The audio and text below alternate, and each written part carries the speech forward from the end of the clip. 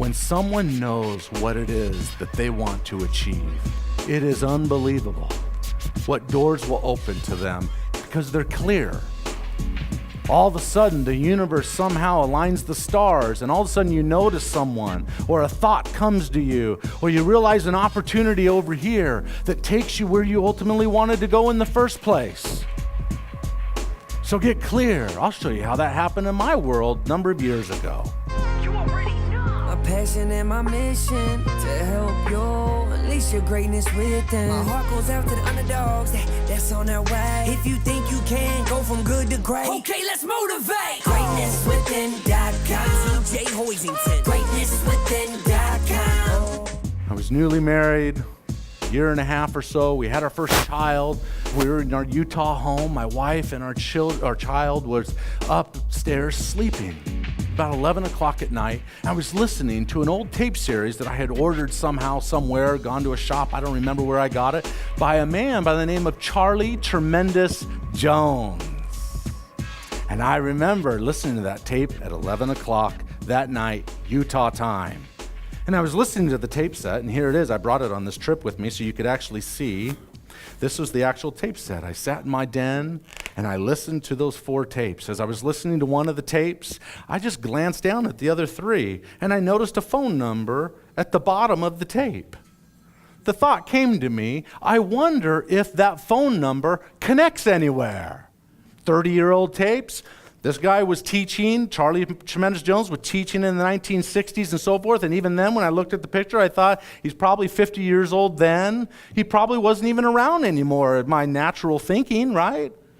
So I thought to myself, I wonder if that phone number connects anywhere. And I thought, oh, there's no way. And then the voice came back to me, call the phone number. I said, no, okay, I'll call it. I pick up the phone. I dialed the phone number. Remember you dialed, right? I picked up that phone and it started to ring. No one answered on the other end. So I got ready to hang it up, and this voice, right before I hung up, said in a low voice, "Who is this?" And I said, "Who's this?" He didn't say anything, so I got the feeling, you know what? I better tell him who I am. I said, my name is TJ Hoisington, and I was listening to this old tape by a gentleman by the name of Charlie Tremendous Jones. And the man on the other line, what did he say? He said, I am Charlie Tremendous Jones. I said, no way, you are the Charlie Tremendous Jones?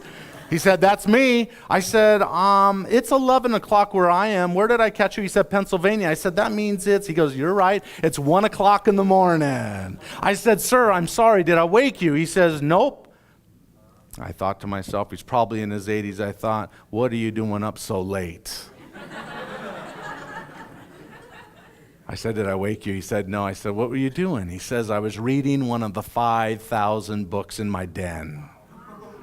To make a long story short, we forged a great relationship, years on end and so forth. Later, a couple years ago, I would call him annually like I would normally do, or semi-annually, or even more sometimes, depending on what business opportunity we were working on together. And I called, and the receptionist said, he's not here. He went to heaven. I thought for a second, what? And then I got it. I felt horrible inside. I missed my last call with him. I loved those visits that I would have him as he would breathe life into me. Enthusiasm means to breathe life into someone. And I got to tell you, if you look at this picture here, Charlie Tremendous Jones was always known for having a bow tie. And 30 days after he passed away, guess what I got in the mail? A bow tie. Yeah, it's framed in my office.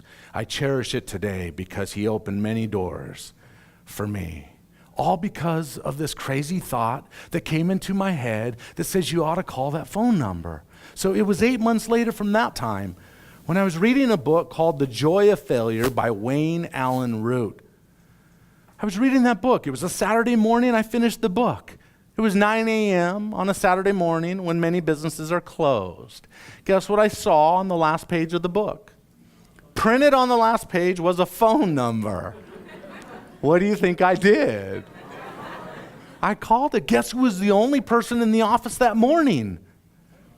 Yeah, Wayne Allen Root. He told me, spent 15 minutes together. He told me some basic ideas on how I could get my book finished and how many pages it would need to be and word count and so forth. It was awesome. 8 months later from them, because I was clear about my goals. Don't forget what this is about. I was very focused and very clear.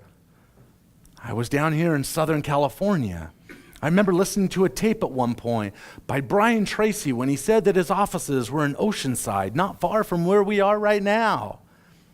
So it was a number of years ago, I happened to go on and find out where his address was on the internet.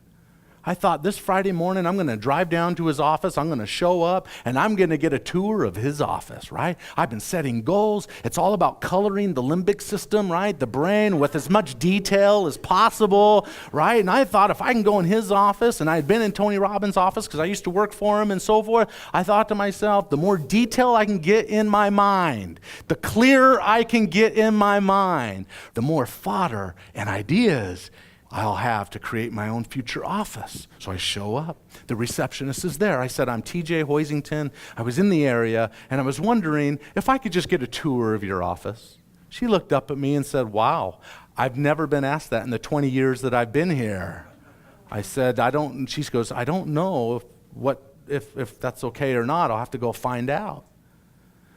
She says, hold on. She stood up, and she started to walk away. As she did, another thought popped in my head. I said to her, oh, before you go all the way back there, just a quick question. Does Brian Tracy ever come into the office?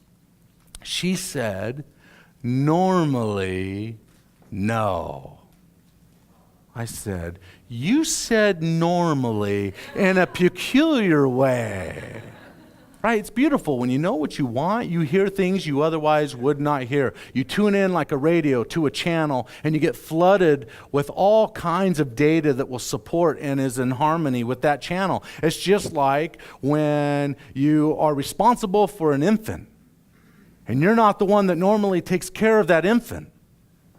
But when you're accountable for it on that night, because mom is away or something's going on, the whimper of that child will pull you out of a dead sleep, won't it?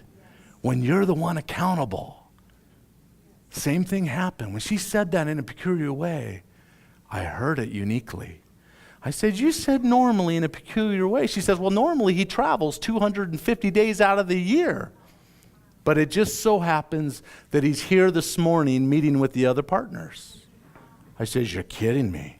When you go back, could you at least ask him if he'll come up and shake my hand? I would love to shake his hand. She says, let me see what I can do. And she goes to this long hallway all the way to the back. About 2 minutes later, the president of the organization, his partner, comes up and says, now, how can we help you? And I said, I would like to get a tour of your office. And I explained all the background and goal setting and so forth. He says, I understand. But I said, now that I know that Brian Tracy is here, is it okay if I meet him and shake his hand? He says, let me see what I can do. He walks back this long hallway. And about 4 minutes later, I see Brian Tracy, because I'd seen covers of his books and so forth. I knew what he looked like. He walked up. He walked right up to me. He's a little taller than me. Even though I was really nervous, I felt like I was shrinking anyway, right? He looked down at me and said, hi, I'm Brian Tracy. I said, hi, I'm TJ Hoisington. He was a professional, like you could imagine that he would be. He said, TJ, let me give you a tour of my office. I says, you'll give me a tour of your office? He says, absolutely. He took me to every nook and cranny of that office. I went to the shipping room. I went to the garbage room. I went everywhere.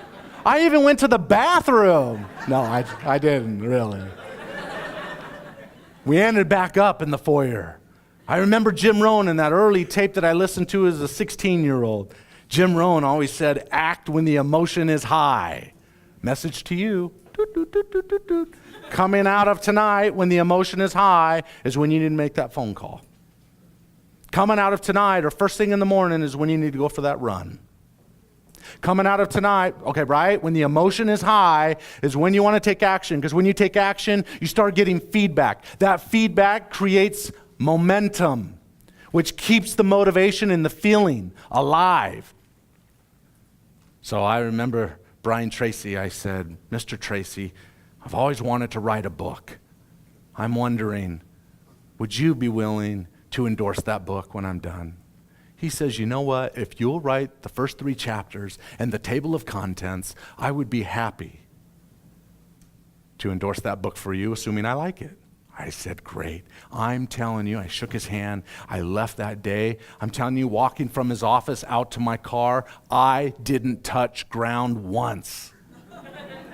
I was on cloud 9.